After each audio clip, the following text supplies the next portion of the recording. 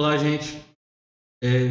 Mais um vídeo de cálculo 1, onde nós vamos continuar, sobre funções contínuas, sendo que no vídeo anterior nós falamos sobre definições, de função contínua. E agora nós vamos falar sobre os teoremas, Então, temos aqui esse primeiro teorema, que trata aqui do seguinte: vamos considerar duas funções f e g, ambas contínuas em um número A. E vamos considerar aqui esse número c como sendo uma constante real.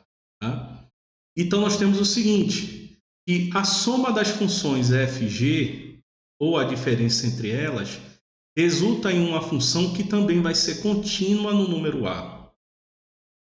O produto entre a constante c com a função f também resulta em uma função que vai ser contínua no número A. O produto de duas funções contínuas no número A é uma função também contínua em A. E o quociente, a razão entre duas funções que são contínuas no número A, resulta numa função que também vai ser contínua nesse mesmo número A. Bom? E aí temos também um segundo teorema que também facilita muito as coisas para a gente, Então, qualquer polinômio ele é contínuo em todo o conjunto dos números reais. E qualquer função racional é contínua dentro do seu domínio, tá? E isso daqui é importante pelo seguinte, se uma função ela é contínua em um número A, então quer dizer que esse número f de A, ele vai existir, existe, e, por fim, o limite dessa função f para x tendendo a A, ele vai ser igual ao f de A. Tá? Então, a gente sabendo que a função é contínua e a gente quer saber qual é o limite dessa função em um número A, então a gente só precisa calcular o valor numérico da função no número A. Isso facilita bastante. Então, vejamos aqui esse exemplo 1. O exemplo 1, queremos saber quem é o limite de x tendendo a 2 dessa função racional aqui. Então, para facilitar, vamos verificar se o número 2 está contido no domínio dessa função. Como o numerador dele é um polinômio e o denominador também é uma função polinomial, só olhando as funções, cada uma é contínua em todo o conjunto dos números reais.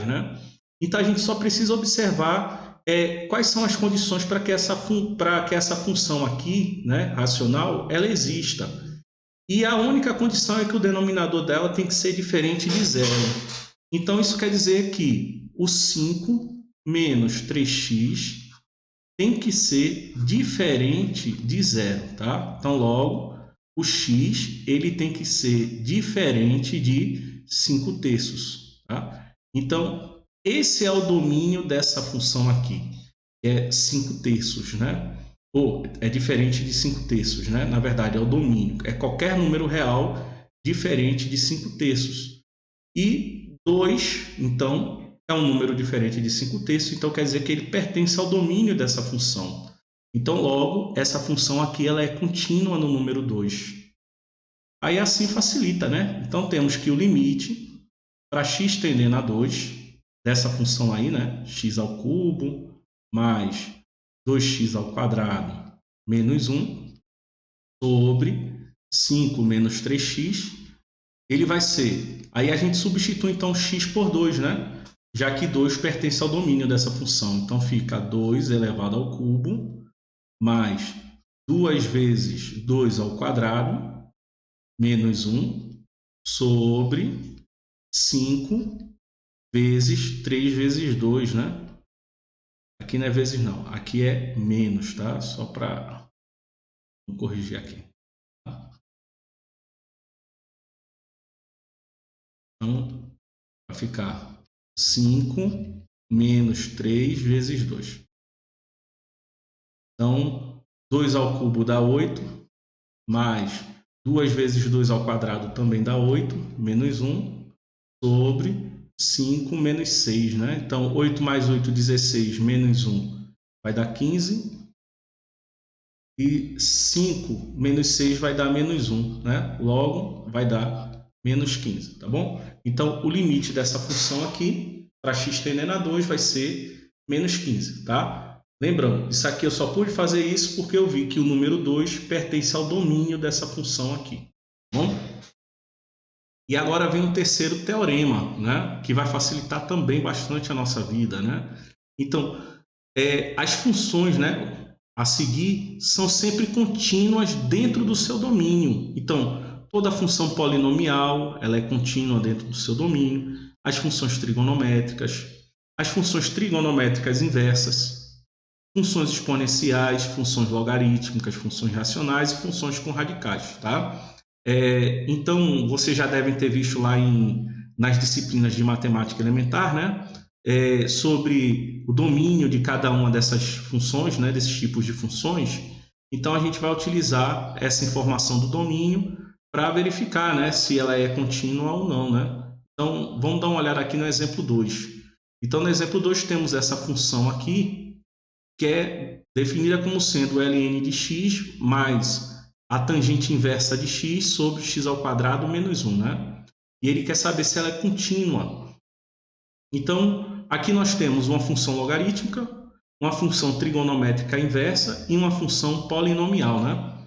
Então, nós temos que na função ln de x, o logaritmando x, ele tem que ser sempre maior do que zero, né? Então, x tem que ser maior do que zero. Na função, né, tangente inversa de x, que é a função arcotangente, né? Arcotangente de x, né? A função arcotangente, ela assume qualquer valor dos números reais, né? Então, aqui o domínio dela então vai ser x pertencente aos reais. E a função polinomial x ao quadrado menos 1 né, o domínio dela é o conjunto dos reais também, né? Então, x pertence aos reais. Então, eu olhei cada uma dessas funções de maneira isolada.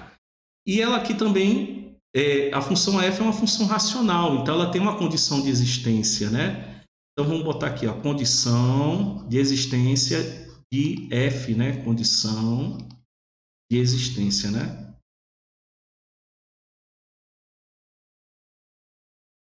De existência, né, de f, né, da função f. E qual é a condição de existência? Como ela é uma função racional, o denominador tem que ser diferente de zero, ou seja, x ao quadrado menos 1 tem que ser diferente de zero, né? Logo, x ela tem que ser diferente de mais ou menos 1. Pronto. E aí agora é só analisar todos os domínios, né?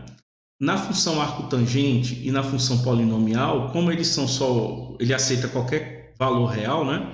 Então vamos só olhar a função logarítmica e aqui a condição de existência de f, né?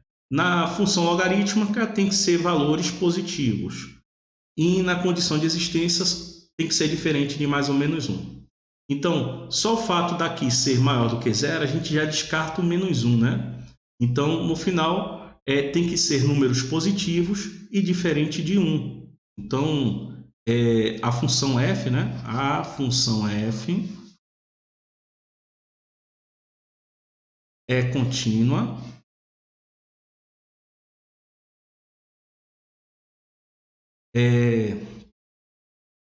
no conjunto dos números reais menos, né?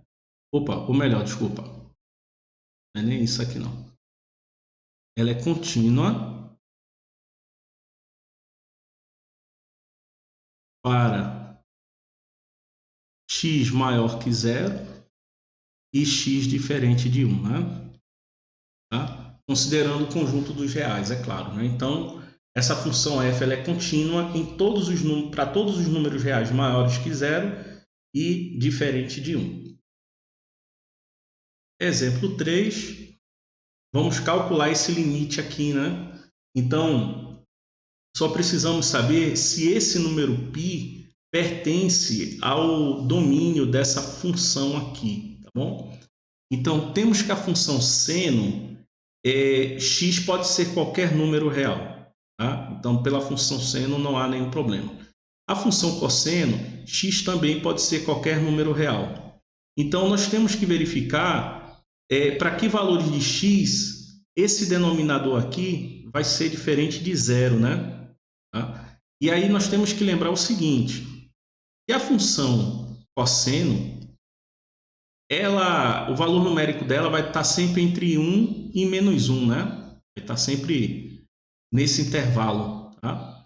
Então, quando eu adiciono 2 unidades em cada um desses membros aqui, nós vamos ter que, né, -1 mais 2 vai dar 1, e vai ser menor ou igual a 2, mais cosseno de x, que é menor ou igual a 3, né? Então, observem aqui que para qualquer valor que eu der a x, né, qualquer valor real, 2 mais o cosseno de x vai estar assumindo valores entre 1 e 3, né? Então, 0 não está dentro desse intervalo. Então, significa dizer que para qualquer valor de x real que eu colocar aqui, esse denominador aqui nunca vai ser 0, né? Vai ser sempre um número entre 1 e 3, tá? Então, quer dizer que o domínio dessa função aqui são todos os números reais, inclusive o número π. Então, sabendo disso, nós temos que o limite para x tendendo a π do seno de x sobre 2 mais cosseno de x, isso aqui ele vai ser igual ao valor numérico dessa função no número π, né? Então, vai ficar igual ao seno de π sobre 2 mais cosseno de π.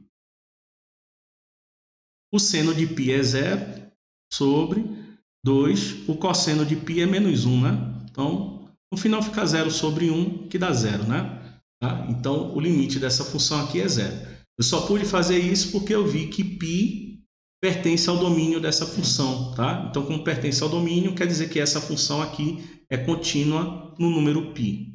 Bom? Vamos dar uma olhada agora nesse outro teorema aqui, um pouquinho mais. Então, temos aqui, né? Seja f uma função contínua no número b e o limite da função g para x tendendo a a vai ser igual a b. Então, o limite de x tendendo a a da função composta, né? F de g de x é igual ao f de b. Então, em outras palavras, é o seguinte. Então, eu tenho um limite de f, que dentro de f vai ser uma função g de x, né? Com x tendendo a a. Então, eu posso pegar esse limite e colocar aqui dentro, ó, como aconteceu aqui, né? Dentro da função f. E aí, ao invés de eu calcular o limite da função f, eu vou calcular aqui o limite da função g, tá? Onde eu já sei que a função g aqui, né? O limite dele vai ser b, né? Então, no final, isso aqui fica só o f de b, tá? É mais simples do que se parece, né? Eu estou explicando aqui. Então, por exemplo, né? Eu tenho aqui o limite para x tendendo a 1 do arco seno dessa expressão aqui. Bom? Então, como o x está variando dentro dessa função, então eu posso pegar esse limite e botar aqui para dentro, tá? Porque fora dessa função aqui não tem x, não tem nada. Então, eu posso pegar esse limite e calcular aqui dentro. E aí a função arco seno ele vai receber como valor aqui dentro o resultado do limite, né? Então, vamos escrever aqui, né? Isso aqui ele vai ser igual, vamos botar assim, né? Ao arco seno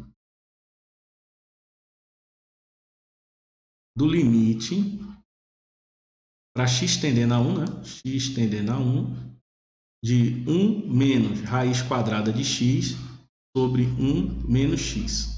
Bom?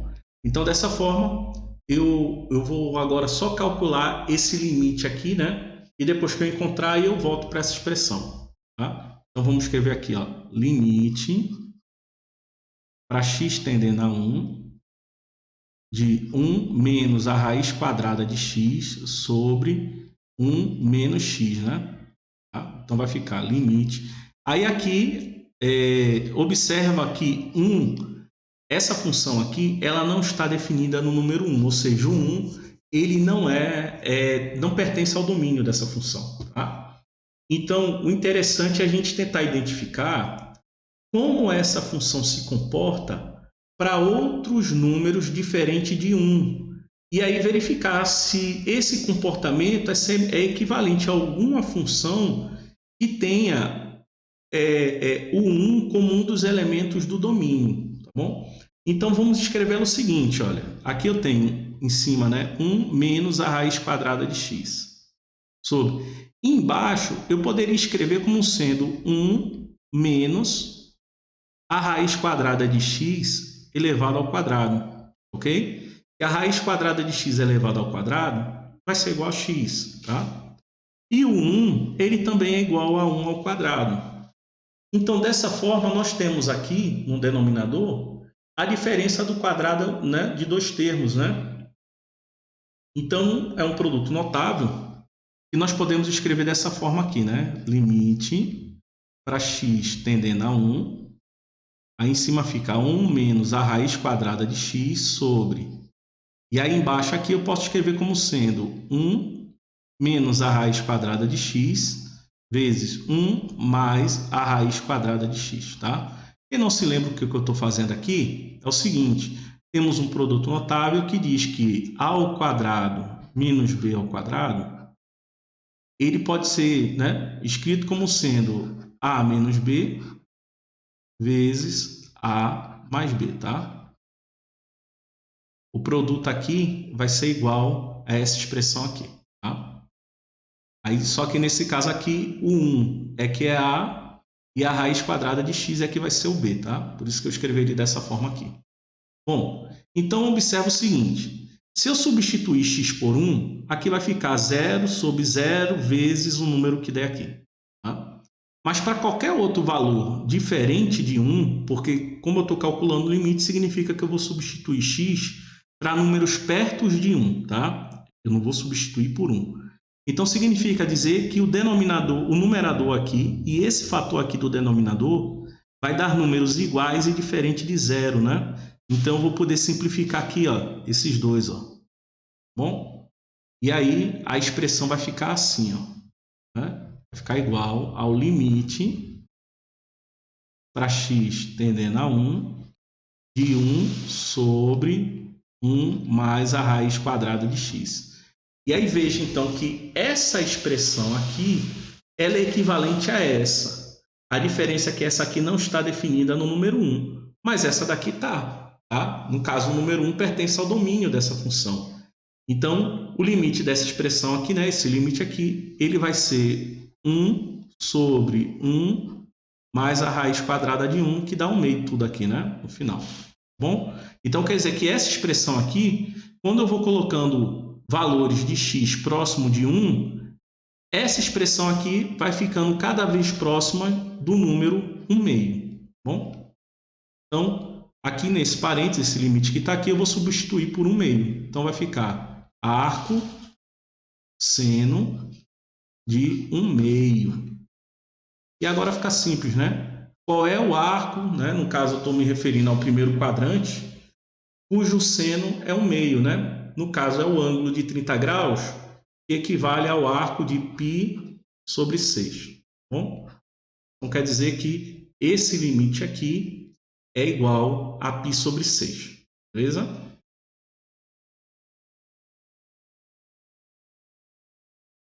Vamos ver agora esse novo teorema aqui, né? Se G for contínua no número A e F for contínua no número G de A, então a função composta aqui, né, o f de g de x, também vai ser contínua no número A. Bom, então é possível a gente provar isso daqui, ok? Então, ele quer saber aqui, né, no exemplo 5, aonde as funções são contínuas, tá? Aonde as funções são contínuas. Então, vamos chamar essa aqui de letra A, esse daqui de letra B, tá ok? Então, vejam que a função h de x, que é o da letra A, né? Aqui, vou botar aqui letra A, é igual ao seno de x ao quadrado, né? Ok? Ela tá escrita dessa forma. Bom, veja que essa função aqui, ela tem a forma, né? Do f de g de x, né? Ok? Ela tem essa forma, né? De forma que eu poderia dizer que o f de x, né? Ele é igual ao seno de x e o g de x ele é igual a x ao quadrado. Bom? Então, temos o seguinte, nesse caso aqui, né? O domínio da função g é o conjunto dos números reais. Bom, e veja que a imagem da função g, né? Para qualquer valor que eu der a x aqui, a função g de x, ele vai assumir um valor real, tá bom? Ele vai assumir um valor real. Então, temos que o seno, essa função f, ele é contínuo para qualquer valor de g, tá bom? Então, temos, né, que o f de x é contínuo, né, em g de a, né, nesse g de a. Né, considerando que esse A, né, vai ser qualquer número real, tá? Ele vai ser contínuo em G de A. Então, logo, o f de G de x, né? O f de G de A. Quem é o f de G de A? E lembrando, né? Seria esse h de A, né? A função h, né? E a função h de A é contínua, né?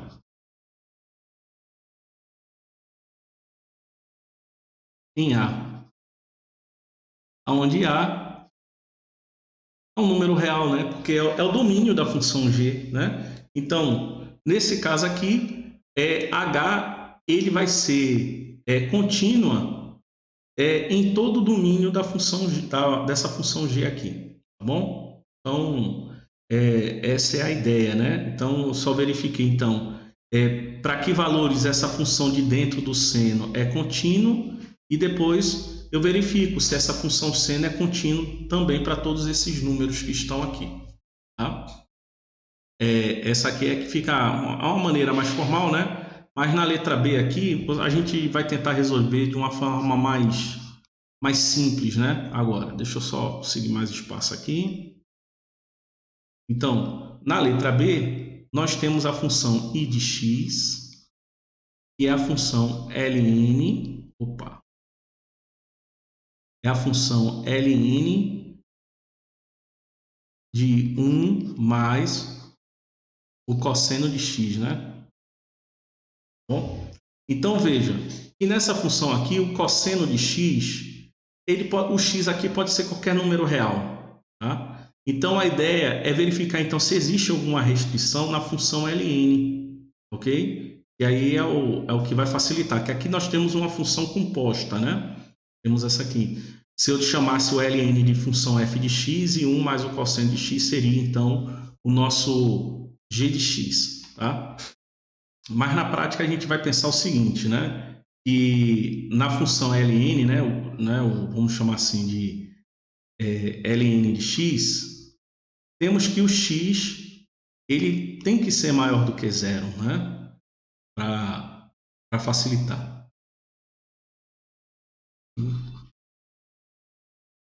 Vamos pensar assim, né? Então, ou a gente pode pensar o seguinte, né? Isso aqui seria a função um f de g de x. Também poderíamos pensar assim, aonde, né? A função f, né? Que é a função ln, vamos chamar assim, né? Função f de x, ele vai ser o ln de x, e a função g de x, ele vai ser o 1 mais cosseno de x, né? Vamos chamar assim.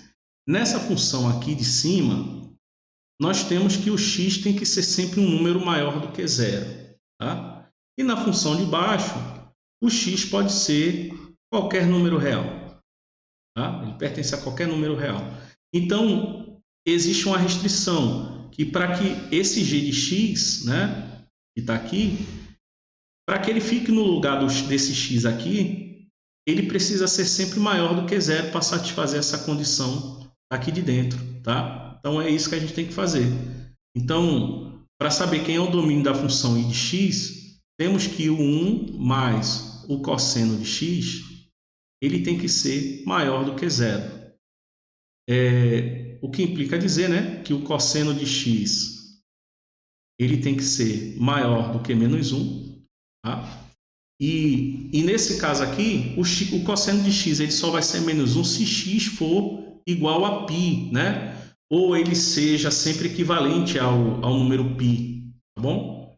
Então, implica dizer que x ele tem que ser diferente de π. Se eu considerar que no círculo trigonométrico ele pode dar várias voltas, né? Então, vamos escrever assim, ó, 2 vezes k, né? Vezes π, tá? Onde 2 vezes k vezes π, ele representa o número de voltas, tá? Onde né, a gente vai dar uma volta no círculo trigonométrico e parar aqui no número π, tá bom? Onde esse número k, ele tem que ser sempre um número inteiro, tá bom? É isso. Então, o domínio então da função i aqui, ele vai ser todos os números inteiros, desculpa, todos os números reais, de tal forma, né, que x ele tem que ser diferente do número π mais 2 vezes k vezes o número π, né? Onde o k é um número inteiro. Tá? Então, para qualquer número que não tenha esse formato, a função i ele vai ser sempre contínuo. E aí nós temos agora o teorema do valor intermediário. Então, no teorema do valor intermediário, ele diz que suponha que uma função f ele seja contínuo dentro desse intervalo de a a b e seja n um número que esteja entre o f de a e o f de b, claro, onde f de a e b são diferentes, então vai ter um número c que vai estar pertencente a esse intervalo aqui, né, para qual a função f está definida, de tal forma que esse f de c vai ser igual a n. Não é tão complicado de compreender isso aqui, tá? Vamos pensar da seguinte forma aqui. Digamos que aqui seja o número a e aqui temos o número b. E a função f está definida aqui dentro desse intervalo, né? Sem perca da generalidade, né? Vamos dizer que o f de a seja menor do que o f de b, tá? Então, o f de a vai estar aqui. E digamos que o f de b vai estar aqui. Tá? O f de b. Então, a função f, digamos que ela partindo aqui desse ponto aqui, ele vai ter que chegar aqui, né? A gente vai variando o valor de x de tal forma que ela vai sair desse ponto e vai chegar até aqui. Só que o caminho pode acontecer de várias maneiras, né? Pode ser um segmento aqui direto, ou ela pode ir fazendo curvas de várias formas até chegar aqui. Tá? Então, vai acontecer de várias maneiras aqui. Então, o que acontece aqui agora é o seguinte.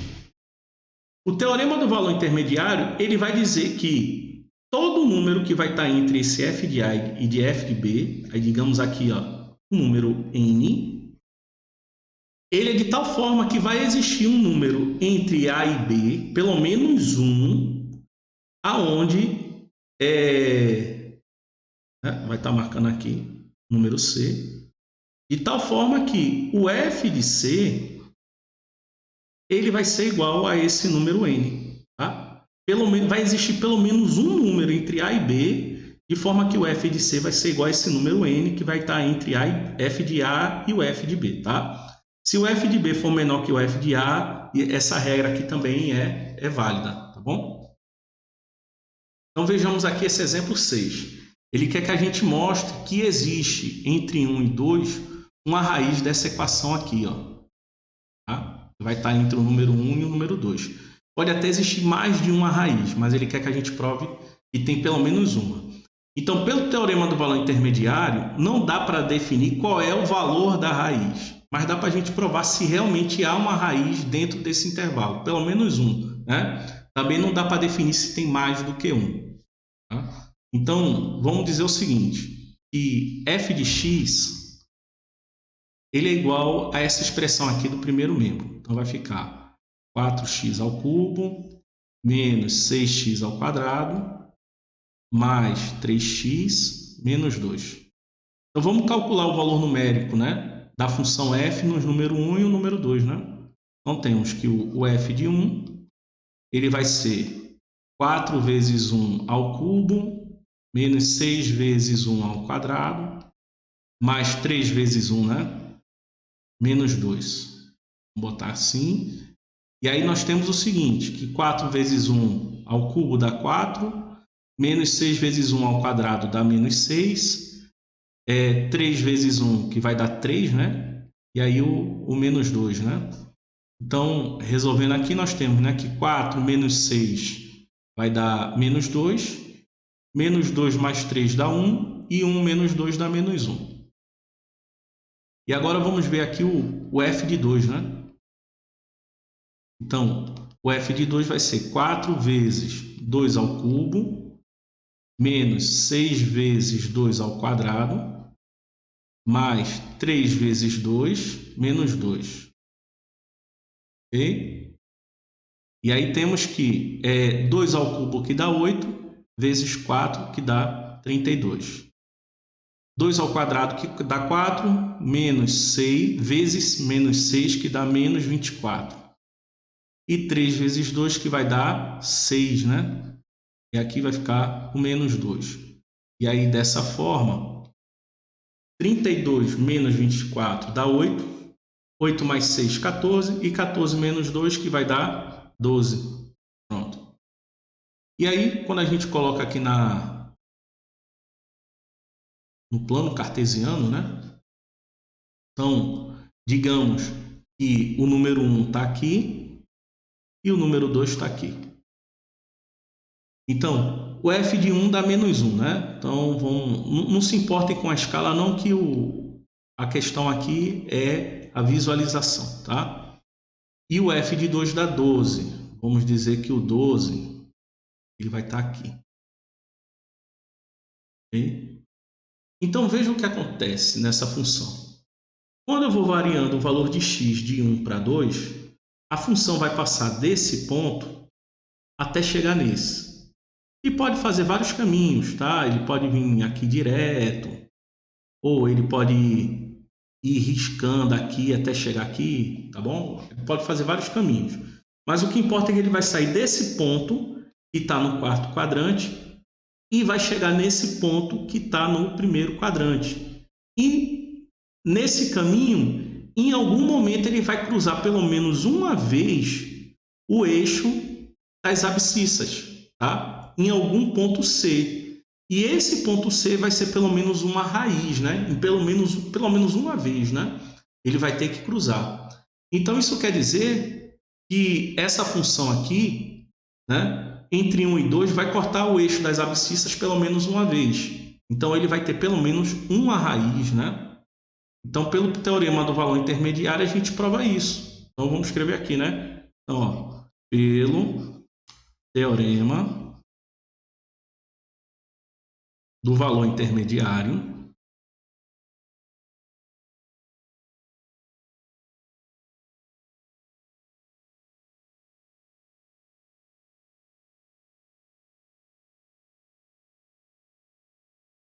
então, a função f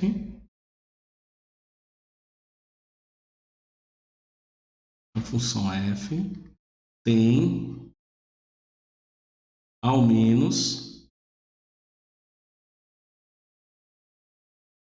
uma raiz, né? Uma raiz entre 1 e 2, né? Nem é o número 1 e nem é o número 2 que nós já calculamos aqui, tá? Mas estamos vendo aqui que entre 1 e 2 vai ter pelo menos 1, tá bom? E por fim, agora vamos ver o exemplo 7, né? Então, seja f uma função contínua no intervalo de menos 2 a 1, onde o f de menos 2 é igual a 3 e o f de 1 é igual a 6.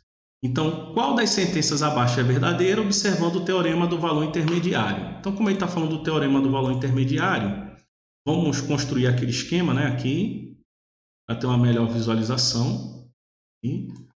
Tá? E aí temos o seguinte, a função é de menos 2 até 1. Então, vamos dizer que o menos 2 está aqui. e que o 1 está aqui. Tá?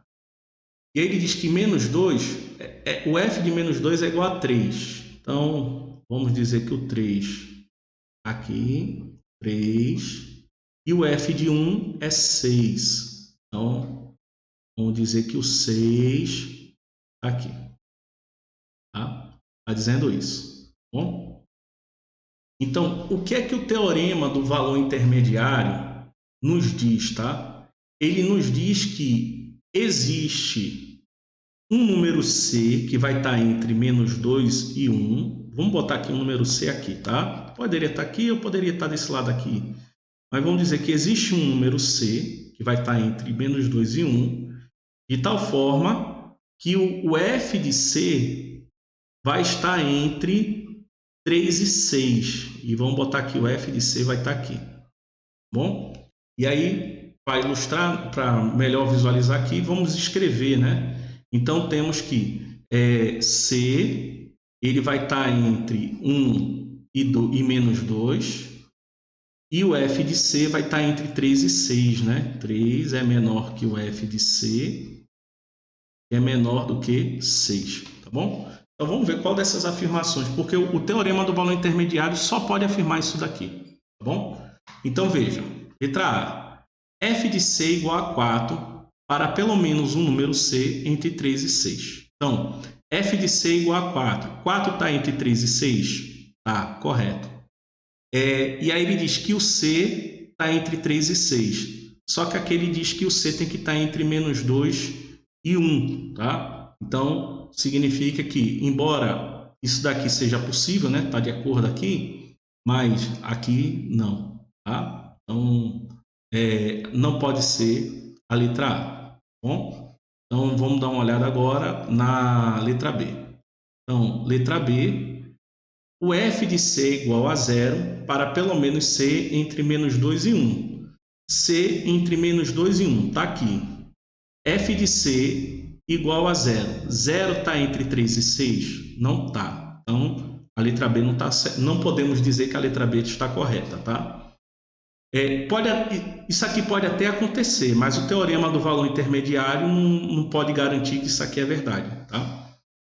Letra C, o f de C igual a 0 para pelo menos C entre 3 e 6, né? O f de C igual a 0. Para f de C igual a 0, o teorema do valor intermediário não pode afirmar nada. Ainda mais para C entre 3 e 6, né? Já que o C aqui tem que estar entre menos 2 e 1. Então, a letra C também não podemos afirmar que é verdadeira. Letra D, f de C igual a 4 para pelo menos um C entre menos 2 e 1. F de C igual a 4. 4 está entre 3 e 6. Beleza. E o C entre menos 2 e 1, que está aqui. Beleza. Então, essa letra D, ele apresenta uma afirmação que o teorema do valor intermediário garante que é verdade, tá? Então, vai existir um C entre menos 2 e 1, de tal forma que esse f de C pode ser igual a 4, tá? Isso é o que diz aqui o teorema do valor intermediário. Então, a letra D está correta. Beleza, gente? Então, vejam, as letras A, B e C, eu não posso dizer necessariamente que elas são falsas, tá? Eu não posso dizer isso. O que eu posso dizer é que o teorema do valor intermediário não permite dizer que elas são verdadeiras, tá? Elas não permitem. Então, só a letra D é que é a única em que o teorema do valor intermediário garante que ela é verdadeira, tá? Então, gente, eu encerro aqui esse vídeo. As dúvidas que vocês tiverem, coloquem lá no Classroom, tá bom? Então, até o próximo vídeo.